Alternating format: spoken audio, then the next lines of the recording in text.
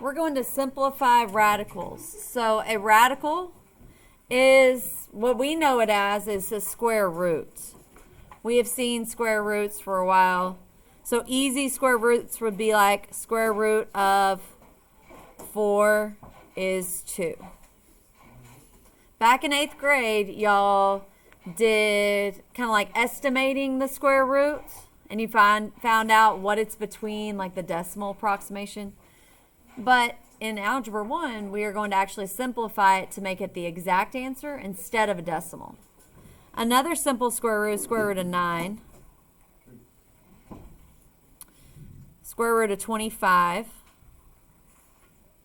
5. Square root of 100. What times itself gives me 100? Nope. 10. Okay, so these are what's called perfect squares. But the square root of 48 is not a perfect square. The closest one is square root of 49, which is 7. So we're going to estimate what the square root is by simplifying what's called the radical. The radical is your square root. So anytime you hear me say radical, it's this little square root. So in order to check our answer, we use the calculator to check the decimal approximation. So what we're going to do is we're going to find out what this decimal answer is right now. So put in the square root. Remember, square root is right here by the x squared. So second square root of 48. And I'm just going to leave it in my calculator so I know the approximation. So it's 6.928, and it goes on and on. This is called a rational number because it doesn't ever stop. Then it says equals. So that means that this 16 times the square root of 3 is the same thing. So I'm going to do square root of 16. I need you to do it at the same time. And then to get out from the radical, I have to push the arrow. This arrow over. That way I'm not doing another number inside there. Instead, I'm doing square root of 3 outside. We could have put times here. There we go. Square root of 16 times square root of 3. It's the same thing, 6.928, so on. Okay, let's check this next one. 4 times the square root of 3. Same thing. 4 square root of 3. See how they are all the same thing? That means that they are equivalent. So we want to go from the square root of 48 to this simplified version of 4 square root of 3. And the way we get there is by finding out what multiplies together to get 48. So what I want to look for is what's called one of these perfect squares. I didn't list them all out earlier, but square root of 16 is a perfect square. That's what I call them, perfect squares. If it's a perfect square, whenever you take the square root, it comes out as a whole number and not a decimal. The square root of 16 is 4. Square root of 16 is 4. It's a perfect square. So we're able to change square root of 16 to 4, and then just carry down the square root of 3. And then we don't have to put times in between. We can just put 4 square root of 3. So this right here is all we're doing in this lesson. Okay, so what we want to do is we need to know what these perfect squares are.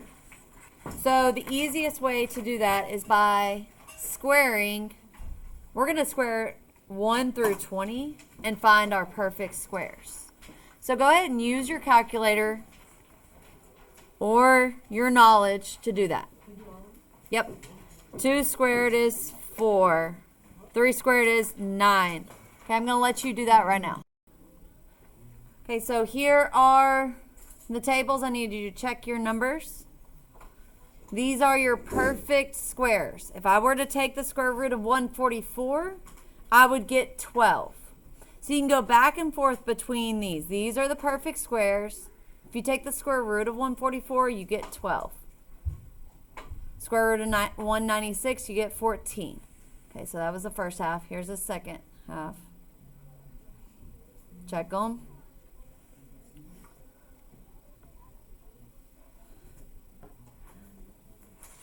Okay, so let's go to actually simplifying these. So remember, we don't want decimals. So write that out to the side. No decimals.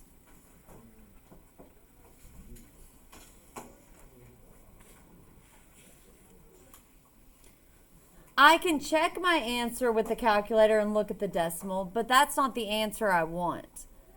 That's how I check it. My answer is going to be written like the first one that we looked at the front. So let's look at 75.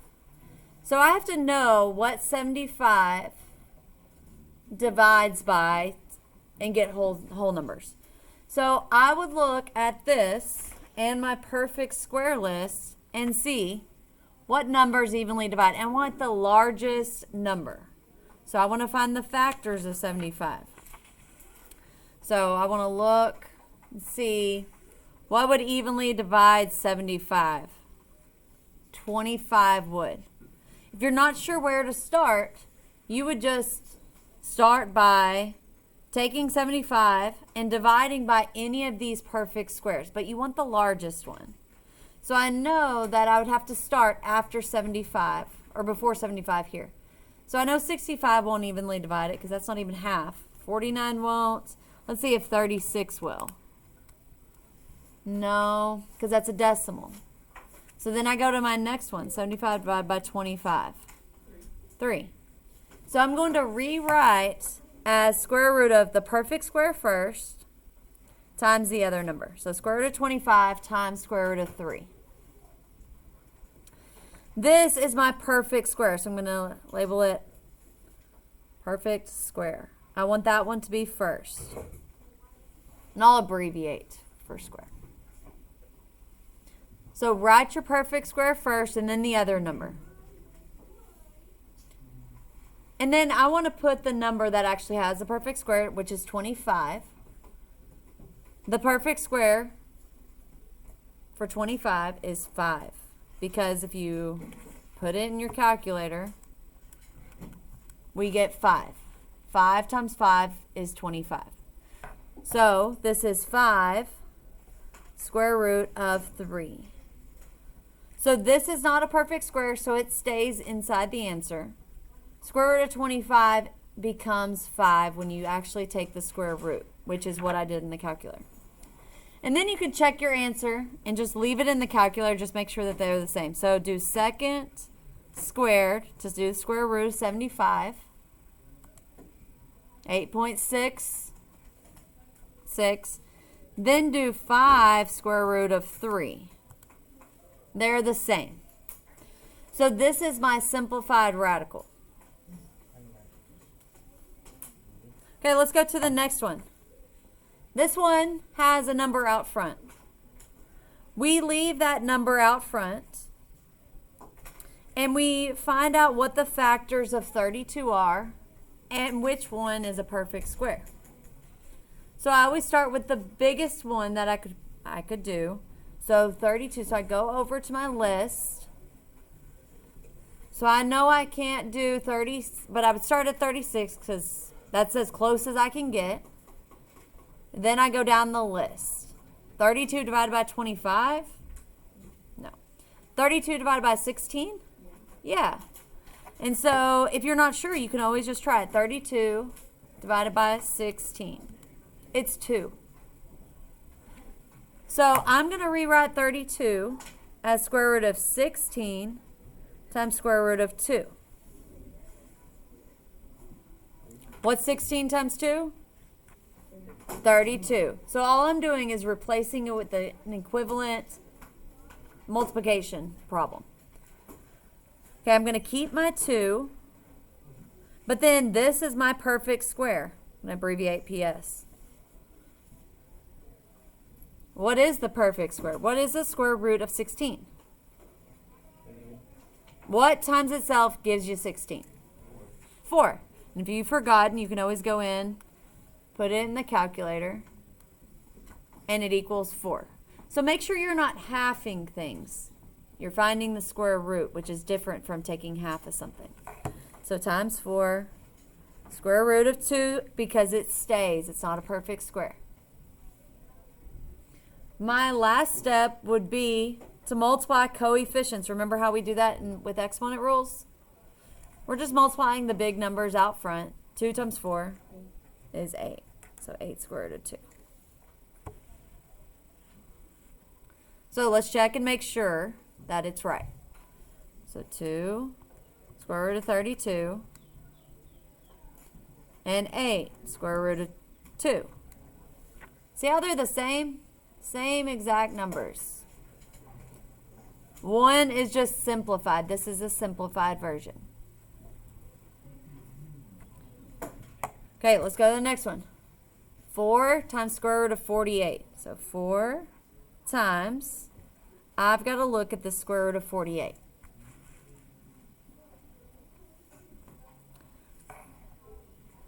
So I look at my perfect square list, which is right here. What equally divides 48? Let's see. 49 won't work, so let's go to 36. It's going to be a decimal. 25. No. 16. Yeah. So what do I write as, what is the same thing as writing square root of 48? What's the perfect square that evenly divides it? 16. And then what do I write as times what other number? What number, whenever I divided it, did I come out with? 3. So that's the other number. The next one you're going to do on your own, so make sure you're paying attention to this one. Okay, so I'm just going to keep on writing 4. What's the square root of 16? Put it in your calculator if you don't know. 4. Then we still have square root of 3.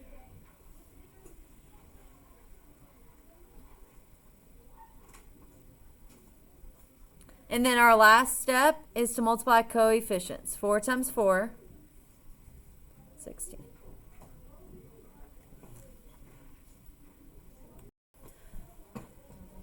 Okay, the 7 stays out front. Then you look and see what evenly divides 45. That's on my perfect square list. So you would just start by dividing 45. And it equals 9. We'll evenly divide it. So square root of 9 times square root of 5, because 45 divided by 9 is 5.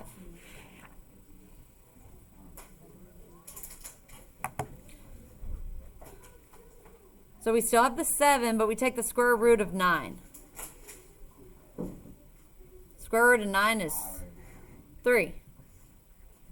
Then we still have square root of 5.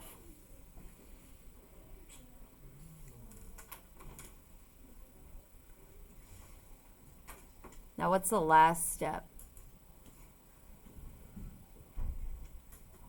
We got to multiply the coefficients. 7 times 3. 21.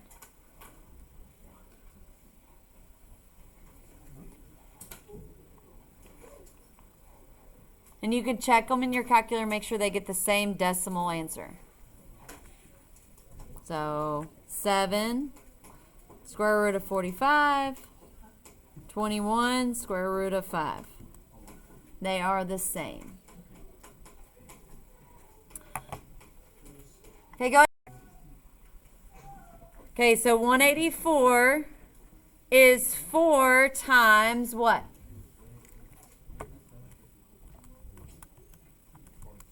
46.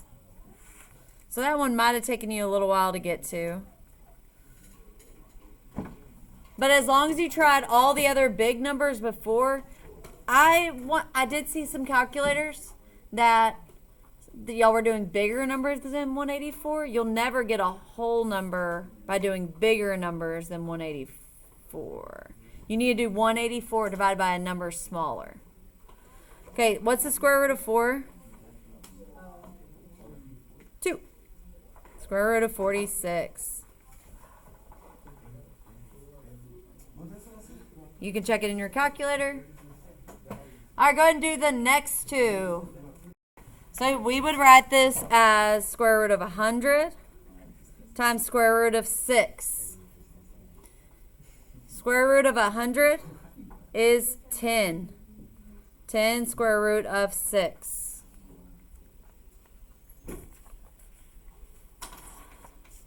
$147 seems like a weird number. It's odd. So you would go through your list and see what evenly divides 147. I would go to the halfway mark. Let's see. Maybe 64. 147 divided by 64. No, that's a decimal. 147 divided by 49. Yes. Yeah. So this would be 49, square root of 49, times square root of 3.